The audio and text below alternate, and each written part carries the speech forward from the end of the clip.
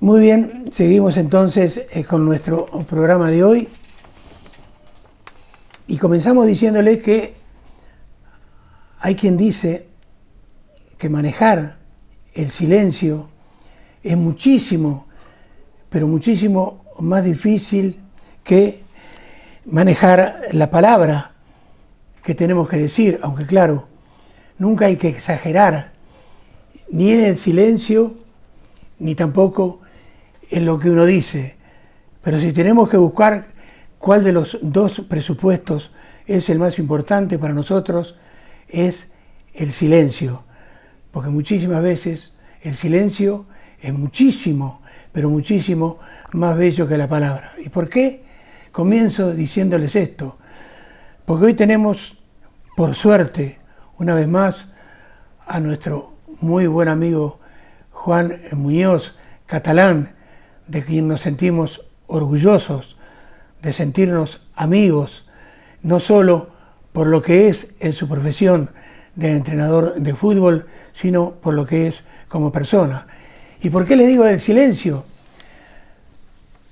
Porque es un mentiroso, porque ocultar algo, en mi concepto, es mentir. Y la última vez que estuvo con nosotros y le dijimos que en 15 días iba a volver, nos dijo que bueno, que sí, que podría ser, pero resulta que se tenía que ir nada más ni nada menos que a China.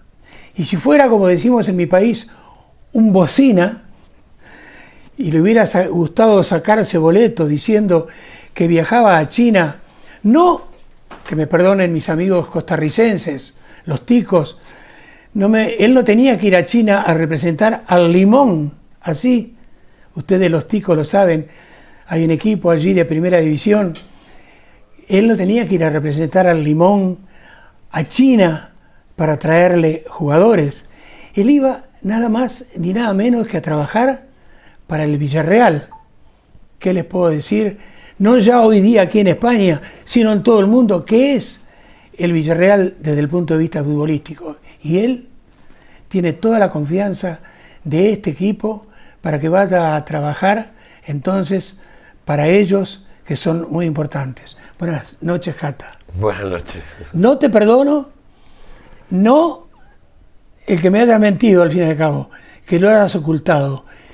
Nunca hay que exagerar, te digo, ni en el silencio, pero tampoco en la modestia. Y lo tuyo se pasó de modesto. Bueno, yo de verdad que no comenté nada porque ni lo recordé. Pero bueno, forma parte de la confianza del Villarreal en mí, de mis obligaciones y tampoco creía que fuese importante que la gente pueda saber dónde estoy o dónde voy. Yo creo que lo importante es mi trabajo y la verdad que tampoco tiene más trascendencia ni más relevancia, forma parte de una obligación nada más. ¿Sabes por qué tenerla la tiene?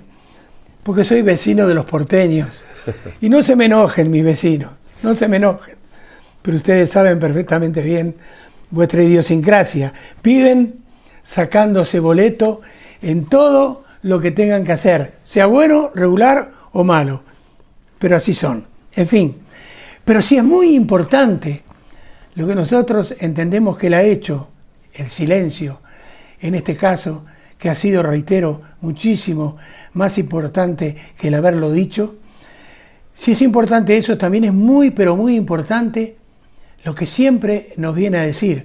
Tratamos en la humildad de nuestra posición de no ser realmente periodistas, porque nunca estudiamos esta profesión, lo recalcamos siempre, sí pretendemos traer lo mejor en cada campo para que ustedes ilustren. Y hace ya un año, Catalán estuvo con nosotros y le hicimos una triple pregunta. Le preguntamos acerca de qué puede pasar en el próximo Mundial de Brasil. Le preguntamos qué podría pasar con Neymar en el Barcelona, porque estaba llegando allí. Y como tercera pregunta, qué podría pasar con Pep Guardiola, que estaba recién contratado por el Bayern de Múnich. Viendo él ahora, antes de comenzar la entrevista, las respuestas que él me dio, me dijo: Milton, me gustaría sí que la gente lo viera, pero después del Mundial. Lo de Pep Guardiola sí, porque ya lleva prácticamente un año trabajando allí. Pero el Mundial no se jugó y Neymar esperemos un poco más. Quiero que ustedes en un par de minutos entonces vean lo que en aquel momento, reitero, hace un año antes de comenzar a trabajar allí con el Bayern de Múnich, que era lo que nos decía entonces Catalán de este entrenador. Allí lo tienen. Bueno, y Pep, ¿qué pasa con él? Bueno, a mí me parece un entrenador maravilloso. Yo no puedo, deportivamente hablando, en otro aspecto no puedo hablar. Yo no puedo entrar en la polémica de Tito Guardiola porque la desconozco y no sé tan siquiera si es real y si no es más producto de la prensa, no lo sé. Pero a mí eso no me importa. O sea, Guardiola es un grandísimo entrenador que lo ha demostrado. Ahora tiene una segunda oportunidad para demostrarlo en el Bayern de Múnich. Cierto, con un gran equipo, cierto, con grandes jugadores, normal. Los grandes entrenadores entrenan a los grandes equipos. Hay mucha gente que dice, no, claro, es que entrena al Bayern de Múnich. Lo normal que Guardiola entrene al Barça, al Manchester United, al Milan, al Bayern Múnich, al Inter. No va a entrenar, con todo el respeto, al Zaragoza o al Celta o al Logroñés. Un gran entrenador está en los grandes equipos. Y bueno, yo creo que no nos va a ser muy agradable a los españoles tener que competir contra el Bayern de Múnich la próxima temporada en la Liga de Campeones. Ya este año han sido campeones de Europa con todo merecimiento. Si vamos de una forma irreprochable y siendo el mejor equipo de Europa, con mucha diferencia, como hasta ahora lo había sido en las anteriores veces que había ganado el Barcelona, y chapó, quitarse el sombrero. Bayern de Múnich, un equipo sensacional, espectacular, ha sido el mejor, y el reto de Guardiola es volver a ser el mejor. Pero si es primero es un grandísimo entrenador y si es segundo seguirá siendo un grandísimo entrenador, pero es que ganar es muy difícil. Muy bien, ya vieron entonces lo que nos decía y la verdad que llevar 20 puntos al que va segundo a lo mejor no es una distancia muy grande. ¿Qué nos puedes agregar? Que ya nos habías dicho como un año antes todavía, creo que fue por el 2012, acerca de lo que era y de lo que es Pep Guardiola como entrenador. No creo que difiera mucho de lo que dije hace un año. Pep Guardiola me parece un entrenador magnífico, con unas virtudes tremendas y un hombre que en la competición se desenvuelve con naturalidad y con genialidad, con esa capacidad de creación en el fútbol y de innovar y de ir por delante de los demás, con lo cual nos hace muy difícil perseguirlo. Pero bueno, es un magnífico entrenador, lo está demostrando en el Bayern de Múnich, lo va a demostrar a cualquier club del mundo que vaya, y evidentemente es un entrenador para equipos grandes, y cuando vaya de Bayern de Múnich pues irá o volverá al Barcelona o irá al Manchester o irá a cualquier equipo grande, donde lo volverá a ser grande, donde va a ser posiblemente uno de los mejores entrenadores de la historia, salvo esperemos que no ocurra ninguna historia, y que será un hombre que durante muchísimos años en este mundo hablemos de él, porque me parece un hombre con una capacidad impresionante y aparte con una capacidad de interpretación y de creación en el fútbol que es difícil, ¿no? Lo difícil es innovar y plasmarlo en el campo. Mucho más difícil entrenar al Barcelona, al Madrid, al Bayern Múnich, Manchester, que entrenar a un equipo menor. Guardiola es un genio, vamos. Precisamente. Y ahora le pido perdón a mis amigos ecuatorianos. Yo le voy a preguntar entonces, ¿qué pasaría si, por ejemplo, él fuera a una pequeña ciudad? Le llaman el París chiquito. Allí hay un equipo que se llama Deportivo Santa Rita y la ciudad se llama Vinces. Es un modesto equipo de la primera división ecuatoriana. Hay otro equipo, por ejemplo, Chapín, que es de Guatemala, Chapines le dicen a los guatemaltecos, que es el Deportivo Suchitepeques, otro equipo muy modesto de este país. ¿Qué pasaría si fuera estos equipos? Pues que seguro que jugarían mejor al fútbol, pero no ganaría nada, está claro. Pero evidentemente sería un auténtico placer y una maravilla para esos pueblos, pero Guardiola no está hecho para entrenar equipos menores, ese hombre ha nacido para triunfar en el fútbol y para ello se necesitan mutuamente los equipos grandes y Guardiola y los equipos grandes. Yo creo que hay entrenadores que nacieron para estar arriba y Guardiola es uno de ellos y durante muchísimos años va a estar en los mejores equipos de Europa, seguro. Hay algo que es importantísimo y está enrabado entonces con esto que estamos hablando, porque por ejemplo, cuando una persona tiene problemas psicológicos, va a un psicólogo para que trate de ayudarlo desde todo punto de vista, o al psiquiatra. Entonces, hay una forma de comunicación entre las personas que hacen que de pronto modifiquen su forma de vivir, o en este caso, el rendimiento de los jugadores. ¿Crees entonces que esa forma de comunicación, o que la forma de comunicación que pueda tener un entrenador con sus jugadores puedan modificar en mucho, en nada o en muy poco el rendimiento del mismo? Un buen trabajo psicológico puede modificar una conducta negativa y de negativa pasar a ser positiva. En un equipo con ciertas características para poder ser campeón o hacer una buena campaña, un buen trabajo psicológico va a ser importantísimo y lo va a hacer lograr. Hay equipos que son campeones de liga porque ese trabajo anímico, psicológico, de motivación, del día a día, ambiente familiar, lo hace campeón. Y para mí es un aspecto fundamental, sobre todo en la élite, ¿no? Evidentemente, si no tienes mimbre es imposible, pero en la élite la conducta es fundamental, y aquí hemos tenido experiencia de que un equipo muy, muy, muy grande no puede tener malas conductas. Ahora,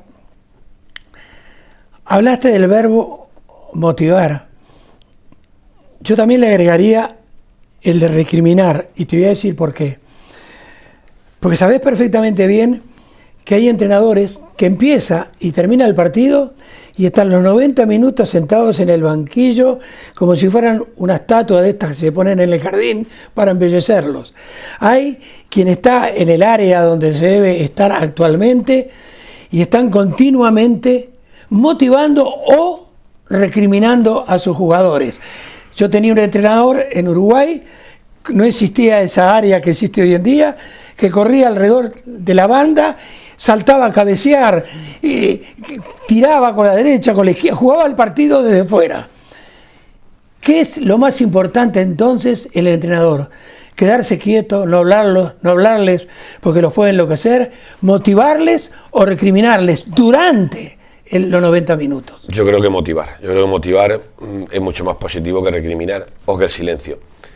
Cierto que a veces una recriminación puede ser motivante, puede parecer contradictorio, pero a veces una recriminación oportuna se convierte en una activación del jugador. Pero tú, como buen entrenador, sabrás qué jugador, porque hay un jugador que le chilla, le recrimina y se activa y juega mejor, y hay un jugador que le chilla y le recrimina y se encoge, se apaga, se para. No es positivo para el equipo. Habría que conjugar un poco, pero yo pienso mucho más en el aspecto positivo.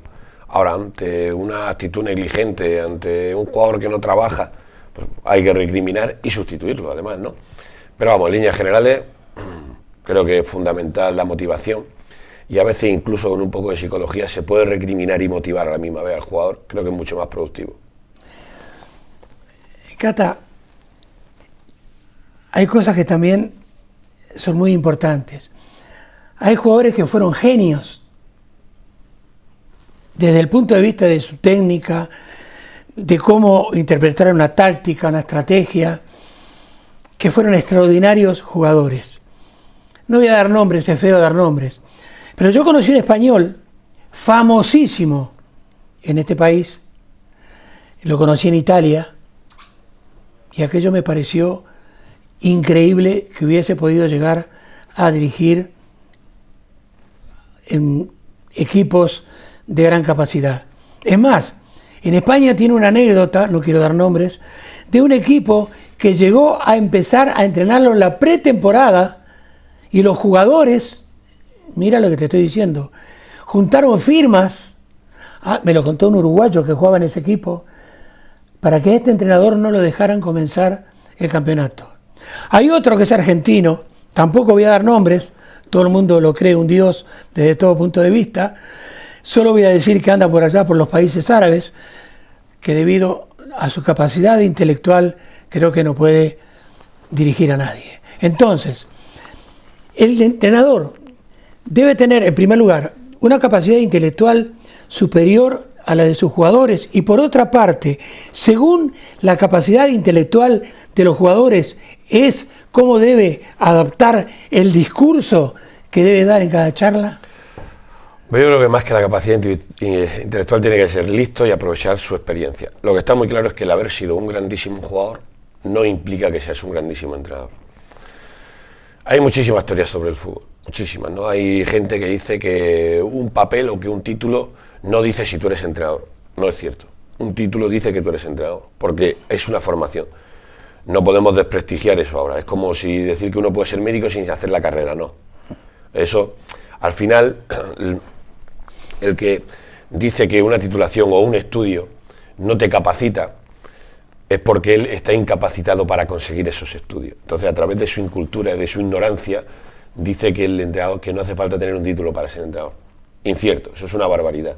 Quien dice eso, vuelvo a repetir, que esconde su miseria, su incapacidad y muchísimas cosas, ¿no?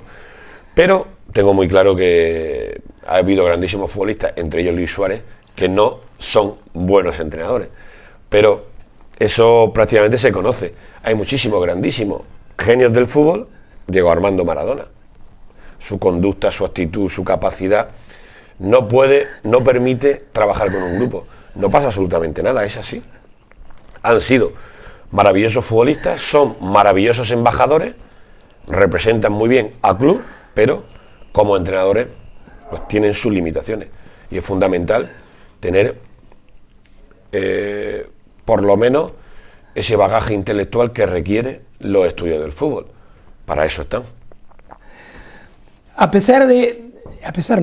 Además de ser un mentiroso y de ocultar cosas a quienes, yo no sé él, pero yo lo considero un gran amigo, quiero aclarar que los nombres no los di yo. Yo no quise dar ningún tipo de nombre. Haya él las conclusiones que haya querido sacar. ¿Cómo debe ser? No te he dicho al argentino, que también sé quién es. ¿Cómo debe ser entonces esa comunicación del entrenador, tan rabado un poco con la anterior que te dice, pero cómo debe ser realmente la comunicación del jugador para que el jugador no se vuelva loco y no sepa si agarrar a la derecha, a la izquierda, hacia atrás, hacia adelante, durante el transcurso del partido? Bueno, como estábamos hablando del fútbol profesional, tengo que interpretar que es por el fútbol profesional. De las dos, contestame de las dos. ¿Fútbol base, fútbol amateur o fútbol profesional? De las tres. Uf. Bueno, el fútbol base, hay un ejemplo muy claro y contundente, que es ser maestro. El entrenador de fútbol base tiene que ser profesor, tiene que ser amigo y tiene que ser un padre. Entonces la transmisión de los conceptos futbolísticos tienen que ser claros, muy definidos y que no se nos olvide, muy globales. Lo analítico queda ya para entrenadores de otra época que no se han querido reciclar o que están en otro mundo. El fútbol actual se trabaja a nivel global y a nivel global se trabaja de forma individual cada actitud de técnica individual, de técnica colectiva o a nivel táctico. Al final todo se une, el trabajo individual con el colectivo, pero global. Fútbol amateur. Bueno, fútbol amateur es un poco más complicado, ¿no? Pero al final sí hay que marcar una distancia entre entrenador y jugador, y se supone que el jugador ya tiene una base, aunque sea mínima, bueno, en el que tú tienes que analizar y emplear los conceptos técnicos y tácticos acorde al equipo que tiene y a la capacidad de ese equipo. Y a nivel profesional, yo creo que hay que marcar una barrera más alta, ¿no? Donde está el entrenador, donde está el jugador. La comunicación tiene que ser clara y concisa, tienes que demostrarle al jugador que sabes de fútbol más que él, o por lo menos lo mismo. Tienes que marcar una diferencia donde haya confianza, pero no confianzas. Que haya confianza para hablar y para transmitir cosas de fútbol, pero no confianzas para excederse. Y evidentemente tienes que ser el jefe. No en el mal sentido de la palabra, no hablamos de un dictador, de un manipulador, no. Hablamos de que tú eres el hombre que toma decisiones y el jugador lo tiene que entender. Y a veces esas decisiones son deportivas y a veces extradeportivas. Pero hay que marcar una barrera. La comunicación siempre tiene que ser muy clara, precisa, concisa, que no sea contradictoria y no mentir nunca. Al futbolista profesional no le pueden mentir nunca. Te va a pillar enseguida y es muy negativo para la convivencia en un vestuario, que al final una buena convivencia da títulos. Recordaba a Cata y me sonreía muchísimo cuando dio dos nombres. Porque cuando nosotros hicimos el curso hace algunos meses atrás, en el año 1971, en Uruguay, teníamos un compañero que se nos sentaba adelante, que había sido jugador de la selección uruguaya, había sido jugador del Newell's Old Boys de Rosario, en primera división en Argentina, un central extraordinario, que cuando el profesor de psicología entraba y comenzaba a hablar, a darnos la clase, se daba media vuelta y me decía: Milton, dice, ¿nos está hablando en español? Este me está hablando en chino. Dice, no entiendo absolutamente nada de lo que nos está diciendo. Imagínate en fisiología aplicada. Bueno, a los 3 meses abandonó el curso y había sido un jugador excepcional. En fin, ahora bien, hablaste durante el partido, te pregunté durante el partido, pero hay una charla previa al partido. Hay una charla en el intermedio del partido y hay otra al terminar el mismo. ¿En qué varía? Primero, la charla previa es, al final, consumar todo el trabajo que lleva durante la semana en torno a ese partido. Y es, al final, transmitir los mensajes de qué has trabajado, qué es lo que buscas, cuáles son los objetivos que tienes en ese partido e intentar conseguirlos, ¿no? Esa es la charla previa para mí. Durante el partido, al final es corregir defectos en este caso de la primera parte, y tratar de fomentar tus virtudes para aprovecharlas y sacar el mayor rendimiento posible en la segunda parte. Después del partido, yo no soy muy partidario de hablar, ni cuando lo has hecho muy bien, ni cuando lo has hecho muy mal. Mi padre me decía que nunca digas un pensamiento, un consejo cuando estés enojado, que te puede pasar en la derrota, ni prometas nada después de una gran alegría en las victorias. Yo creo que ahí hay que mantener el equilibrio, estarse tranquilo. Cuando ganas, con una mera felicitación es suficiente. Cuando pierdes, nos vemos el siguiente día a las 10 de la mañana, a las 11 de la mañana, a las 9 de la mañana cuando entrenes, y analizar fríamente en tu casa para no cometer un error del cual luego te puedas arrepentir y luego sea irremediable la solución. Yo creo que hay que tener mucha sensatez, mucha tranquilidad y no ir por delante del tren. Hay algo, Catalán, también que nosotros nunca supimos darle una respuesta racional. Un caballito de batalla, sobre todo de los periodistas.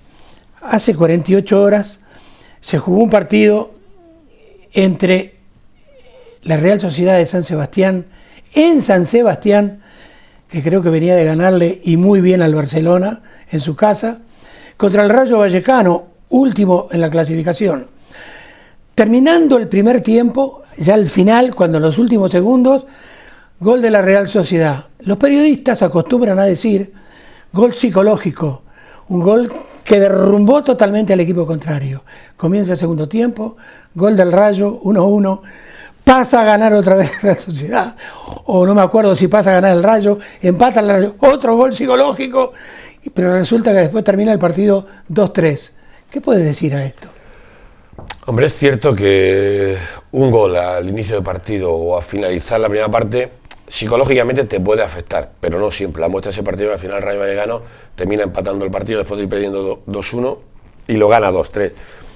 Pero habitualmente puede influir, sobre todo más en los equipos grandes, en esos derbis o en esos partidos importantes donde hay muchísimo en juego, porque el estado anímico te puede hacer que te precipite o no. Pero bueno, al final es una parte del juego, puede afectar a veces, otras veces no afecta, otras veces, como decían antiguamente, no recuerdo ahora quién, pero sé que decía, no me enfaden al negro, que luego nos gana el partido, y se refería a que no le dieran patada a Pelé, que se enfadaba y entonces nos podía ganar el partido, ¿no? Yo creo que depende del momento del partido, de la etapa de la temporada, de que te estés jugando. Evidentemente en una final de Champions, en el minuto 45 te hacen el 1-0, pues puede ser fundamental y valer la Champions, ¿no? En una liga regular no creo que sea tan trascendente, pero a veces lo es, depende de tantos factores que es difícil de sacar una opinión concreta y correcta. Yo me atrevería a decir que en momentos sí y en momentos no, nada más, sin darle más trascendencia. Forma parte del juego y así hay que asumirlo. Hay una parte que también es importante. ¿Cuál es el rubro precisamente más importante a entrenar en un jugador. Te digo por lo siguiente, hay una anécdota conocida seguramente por todos ustedes, en la cual Didi, que vino un año al Real de Madrid, en un mundial... De Santos. Exactamente, en un mundial le quiere vender y le vende a Garrincha una radio que había comprado en Suecia, en Estocolmo, primer campeonato del mundo ganado por Brasil en el 58. Entonces cuando Garrincha lo vio con la radio, le dijo, pero, dice ¿cómo? Dice, Didi, dice, ¿vos hablás sueco? Dice, no. Dice, pero entonces, y ahí tenés razón, a ver, entonces la encendió, claro, estaban hablando el sueco. Dice, pero ¿qué hiciste? Dice, ay, dice, tenés razón. ¿Cuánto la pagaste? Dice, $100. Dice, te doy 50. Dice, bueno, te la doy. Y se la vendió.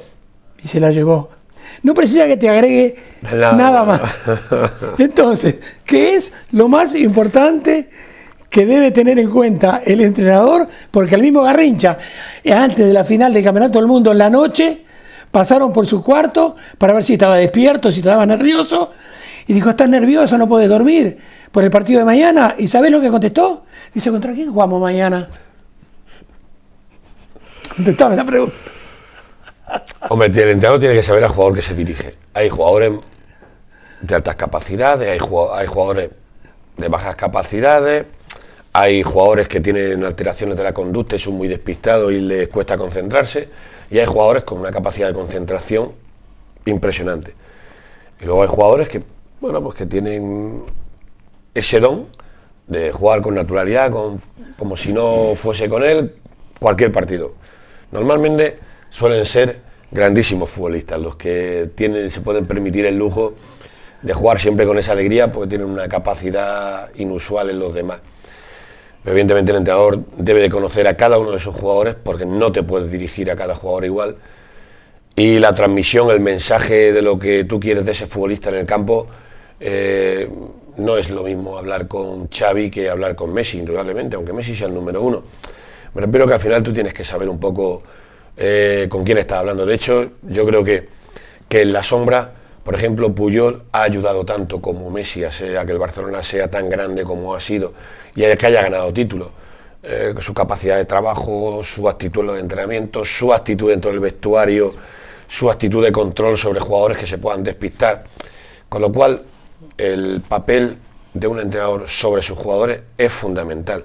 Y vuelvo a repetir, en un gran equipo, un entrenador que domine el grupo, que tenga parte de buena psicología, conseguirá logros mucho más importantes que un entrenador que todo lo base exclusivamente en el trabajo deportivo. Por eso es fundamental un equipo de trabajo. Preparadores físicos, recuperadores, psicólogos, todo eso hoy en día es fundamental, aunque algunos entrenadores no estén en esa teoría. Pero, señores, los que están en esa teoría, como los Vicente del Bosque, como los Guardiola, como los Mourinhos, que por mucho que hable lleva un grandísimo equipo, señores, son los entrenadores que ganan. No puede ser una casualidad. Muy bien. Dos últimas preguntas.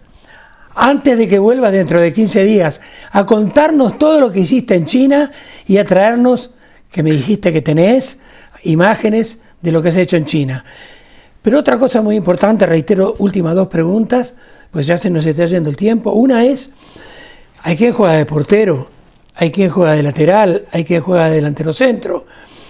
El jugador por lo general lo elige porque digamos que es su vocación original o lo que él siente. Pero después puede venir un entrenador, observarlo y decir, no, mira, vos tenés que jugar acá o vos tenés que jugar acá por esto y por lo otro. Todas las posiciones son igual de importantes dentro de un equipo de fútbol. Me gusta esa pregunta porque creo que va relacionada en una pequeña parte con la primera. Los entrenadores tenemos que ser lo suficientemente listos para saber los mensajes que le damos al jugador, porque luego hay jugadores listos, hay jugadores inteligentes que evolucionan y con el paso de años te dicen, este entrenador era muy bueno, es el mejor entrenador que he tenido. Joder, ¿te acuerdas cuando el entrenador me decía aquello? No podemos decir, o por lo menos antes de decirlo, que lo recapaciten y que lo piensen. No es que este jugador me da mucho equilibrio. Yo lo considero un error. O sea, es decir, un mediocentro me da equilibrio, ¿no? Equilibrio da absolutamente todos los jugadores. Si todos los jugadores ocupan racionalmente el terreno de juego y su espacio, eso es el equilibrio, o una forma de definir que un equipo está equilibrado y que trabaja bien tácticamente. Pero no me pueden decir, no, es que Busquets da mucho equilibrio al Barça, y entonces si Valdés se va al córner o se va al banquillo y deja la portería sola, no rompe el equilibrio del equipo. Si un portero se va y abandona su sitio, no hay equilibrio. Con lo cual, cualquier jugador es fundamental en el trabajo táctico. Y tanto el lateral derecho como el izquierdo, como los centrales, como los medios centros, como los delanteros, como el portero, guardan un equilibrio táctico. En el momento uno lo rompe, hay desequilibrio táctico, por lo cual un solo jugador no equilibra un equipo.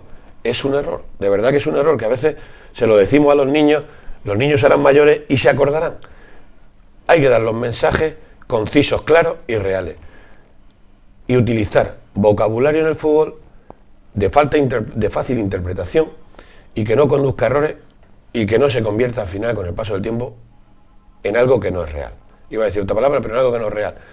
Equilibrio lo transmite absolutamente todos los jugadores, Milton, todos. Esa es una opinión clara. Imagínense que cualquier jugador abandona su posición, pues no hay equilibrio táctico. Ahora bien, la última por hoy, pero que también es muy importante. Evidentemente, el curso que nosotros hicimos en el año 1971 no es el mismo que se puede hacer más de 40 años después, por ejemplo, aquí en España. Entonces, para que un entrenador extranjero, sobre todo aquí en España, y hoy día la reglamentación sigue, tiene que traer año por año lo que él estudió en su país, las calificaciones que tuvo y las materias que tuvo, para convalidarlas, revalidarlas o no, y agregar lo que la Federación Española, en este caso los entrenadores, piden, porque todo evoluciona, porque cada vez los entrenadores saben más, porque cada vez se busca un mayor intelecto en los entrenadores, por eso no todos pueden hacer ese curso. Todos quisieran ser médicos, todos quisieran ser cirujanos, pero no es posible porque hay un techo en la capacidad intelectual de cada uno. Correcto. Pero la pregunta, y es la última entonces, es, a veces los entrenadores con tanto intelecto, con tanta capacidad intelectual, pueden llegar a abrumar a muchos de sus jugadores que digamos que son cortitos desde el punto de vista del entendimiento y pueden entonces llegar a afectar su rendimiento final. Yo creo que eso más en el fútbol base. Yo creo que un entrenador que ya está en la élite tiene mecanismos suficientes para no cometer esos errores. Entre su equipo técnico que le asesore o que le ayude, yo creo que en el fútbol profesional ya no hay entrenadores que abrumen al jugador. Al revés, hay entrenadores que el jugador entiende que no tiene la capacidad óptima para estar ahí en ese puesto profesional, ¿no? Pero a nivel de fútbol base sí, porque a veces queremos transmitir tantos mensajes y vamos a entrenamientos para querer demostrar que somos los mejores entrenadores del mundo o que somos los que más sabemos. Hay muchísimos entrenadores y personas que están en el fútbol que no son entrenadores, son personas que están en el fútbol que no deberían, que tratan bueno, pues durante un entrenamiento o durante una charla, una verborrea, darse a mostrar que ellos son los que más saben, los que pueden ayudar y que la gente que trabaja con ellos habitualmente no da el nivel. La formación es fundamental. La metodología es el método que se usa para entrenar y hay que conocerlo. Un entrenador está obligado a conocerlo. Los aspectos psicológicos está obligado a conocerlo, forma parte del juego. Una persona es, además de un jugador de fútbol, un ser humano con unas capacidades y con una intelectualidad X, y tú te tienes que acercar a ese futbolista, darle el mensaje acorde a sus capacidades. Ahora no me digan Messi, Cristiano, claro, me están diciendo los número uno, pero Messi hay que decirle juega al fútbol, pero no a todos. Aún así, a Messi hay que tratarlo de una forma determinada, totalmente distinta a Piqué a la de Xavi, a la de Sergio Ramos, a la de Casillas, y a la de Casillas a la de Cristiano Ronaldo. Y un entrenador tiene que estar preparado y capacitado. Por eso lo vuelvo a repetir, y lo siento mucho. Un hombre, a partir del nivel 1 es entrenador, a partir del nivel 2 es mejor entrenador, y a partir del nivel 3 es ya entrenador. Y aún así, los que somos entrenadores de nivel 3, entrenadores UEFA, bueno, con la o debemos hacerlo con la máxima humildad, respeto, porque siempre aprendemos. Cada año hacemos cursos, yo hago cada año mínimo 3 cursos, que hago con la federación, el Villarreal que me obliga a reciclarme año por año, que me parece correcto, con lo cual intentamos estar al día, y nada más, y aún así, luchando y peleando, pues vemos ahí arriba en el techo a los grandes genios, que son los que están en los grandes equipos y arriba, y no pasa nada, y tenemos que seguir siendo, no, el fútbol no se quedó donde nosotros terminamos un curso de entrenador y ya está, no, el fútbol sigue evolucionando, sigue avanzando, cada vez hay características diferentes, el jugador tiene cualidades diferentes, y lo más bonito en esta vida es tener esa ilusión de seguir aprendiendo y seguir mejorando. Yo tengo mucho que aprender, aprendo de muchísima gente y todos los días, no hay ningún problema, no creo que nadie sea mejor que nadie, yo estoy dispuesto a escuchar a cualquiera que me enseñe, y a veces hay que aprender hasta de comentarios de entrenadores de fútbol base, de equipos no importantes, pero que son buenos entrenadores, que son inteligentes y transmiten cosas y realizan entrenamientos realmente productivos, donde yo he aprendido de entrenadores de equipos menores, de equipos pequeños, o sea, y le estaré eternamente agradecido aunque ellos estén en el anonimato. Muy bien, en 15 días, China y más enseñanzas sobre fútbol. Para terminar con el programa de hoy, decirles que lamentablemente la mitad del mundo tiene muchísimas cosas importantes que decir, pero viven en países en que no lo pueden hacer. La otra mitad del mundo, en la que está, por ejemplo, España, en la que podemos decir todo lo que sentimos y muchísima gente calla, como lo hace Catalán, como lo hace Juan Muñoz. ¿Por qué? Porque al fin y al cabo no es mentir ni ocultar, como lo dije en son de broma al principio. La humildad tiene que ser una gran virtud. Las virtudes nos las tienen que descubrir los demás y no decirlas como la dicen, y les doy otra cachetada cariñosa a ustedes los porteños. Tenemos que dejar que aquello que es bueno lo digan los demás y no nosotros mismos. Hasta la semana que viene.